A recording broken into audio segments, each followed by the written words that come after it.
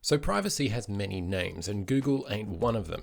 So as you may have heard, as of June, Google Photos is no longer allowing people to upload unlimited amounts of high quality photos to their Google account. Nowadays, it does count towards the 15 gigs of free storage that you have. Now, as a Google Photos user over several years now, I did ask myself the question, how would I replace this functionality? Is it worth paying Google to keep the functionality I already have, or are there alternatives? All right, first of all, a little bit of background. So I have used Google Photos for quite a while. I'm going to say easily the last 6 or 7 years.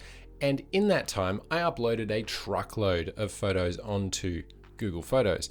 Now, with the fact that the existing photos that are there can stay freely accessible, they don't count towards your quota, it's just the ones uploaded after June count towards your 15 gig. I thought to myself, well, yeah, I really need to find a different place to have my photos that I can access from anywhere. So there's some key criteria here with this alternative that I'm presenting to you.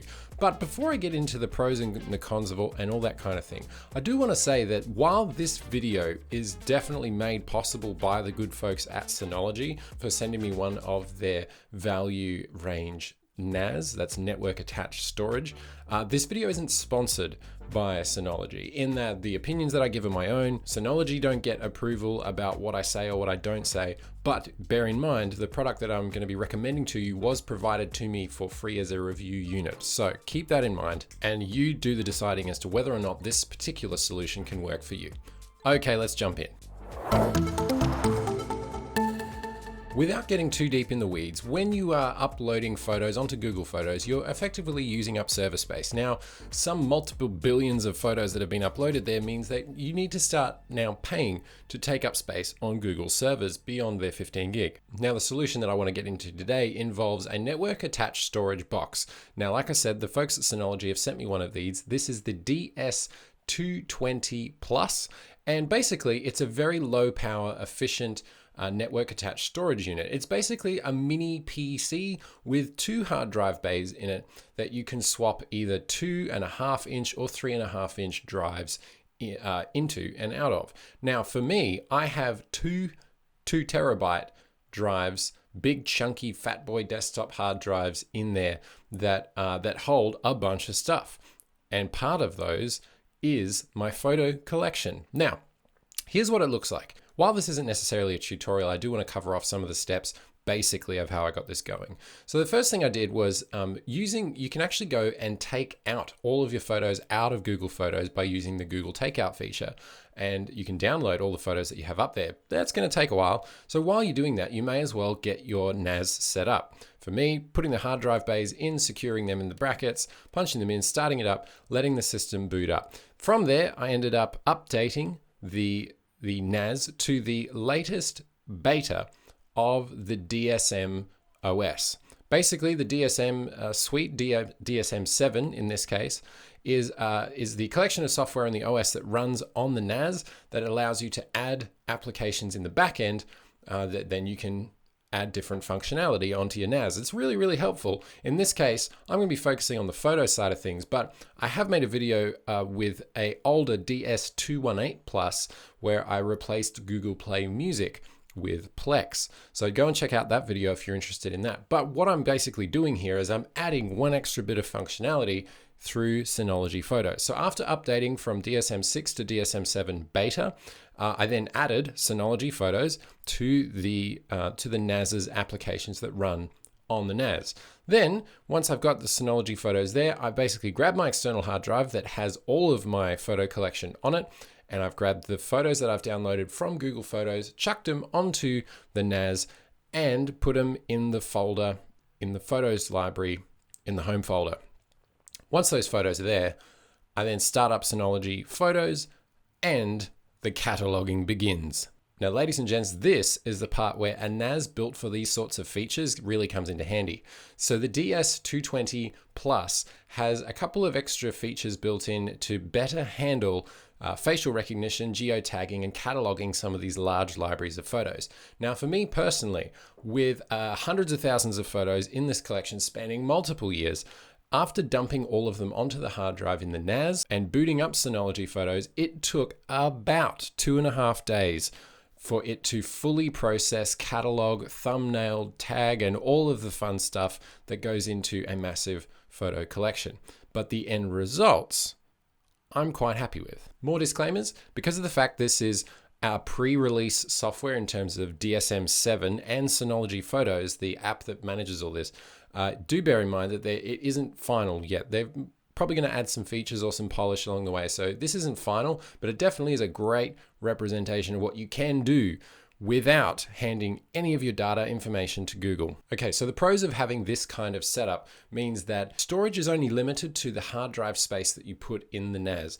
If I wanted to, I could easily bump up the storage inside this little unit to about 16 terabytes, depending on how big of a hard drive I could get my hands on. Now, I do hear you asking, well, what about the cost of ownership? Because over time, you're paying for the electricity. You also need to offset the cost of the NAS itself. And you're right. Nothing comes for free, as Google Photos has reminded us.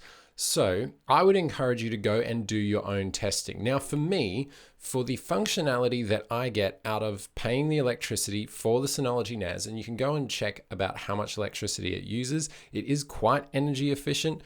For most NASs by comparison. If you combine that cost of ownership of just the photo side of things, along with the Dropbox, iCloud, Google Drive equivalent functionality that I also use, as well as the Plex server or media server functionality that I also use, I'm now starting to combine a lot of cloud-oriented services into one package. And this is where the dividends start paying, in my opinion. Now, on the con side, it is a significant outlay of cash at the jump. Also, if you do have like a house fire or a natural disaster or something, unless you have taken the time to back up your NAS to another external off-site location, you risk losing everything. So thankfully, I mean, Synology and the DSM software built onto the NAS makes it super easy to back up to an external provider, either online or in another physical location, but it is worth keeping in mind. All right, so now you've got all your photos onto your NAS. Let's talk about functionality. What can you actually do? Well, basically, for most of the features that people appreciate about Google Photos, smart backups and instantaneous uploads from your mobile device, automatic folder structure and automatic tagging based on geolocation and facial recognition, and the ability to share photo albums easily with friends and family are all present and accounted for with Synology Photos. Now, day to day, I do actually find that scrolling through the Photos interface quite snappy. The thumbnails don't take all that long to populate as I go down the list, and that's pretty nice. Now, it also is worth mentioning search. While Google Photos has amazing search capabilities built into their app because they have amazing machine learning going along with it, Synology does have some tricks up its sleeve in that regard. It's nearly not as detailed or as fancy and nuanced as what Google Photos is. But for example, if I search tree, I do get images from my photo library that have trees in them. Probably not all of them, but there's some. The web interface that's built into Synology Photos that you can access from anywhere online, provided that you remember the login details for your account, does offer a fair bit of flexibility as well. It actually, the interface looks really similar to Google Photos, and so if you've gotten used to navigating that website from whatever computer you might be using, you'll feel right at home with the way Synology Photos runs. Now, the speed of the photos loading into your library and all that kind of stuff is kind of dependent on your internet connection at home or wherever you have this NAS plugged into. Because at the end of the day, this NAS is accessing your internet to then sync all the photos back and forth. So back on the pros side, you do get full resolution photos backed up to your own hard drive, automatically sorted, dated, tagged, and cataloged into your own photo library, without any of the information of your photos going off-site or leaving that NAS. Now, from a privacy, peace of mind standpoint, that is pretty nice. Yes, you are going to make some trade-offs in terms of features, especially because you don't have some of the world's biggest machine learning farms working away at the photos. But the power that this little puppy provides to keep your photos organized is pretty sufficient. I guess the kind of stuff that I am going to miss the most, or I would love to see implemented the most, would be Synology Photos having a memories feature, very similar to how Google Photos will dish up old memories in a story format for certain things that have happened over a year ago or 2 years ago on the similar date, so that when you open the app, you kind of get a nice little nostalgic hit.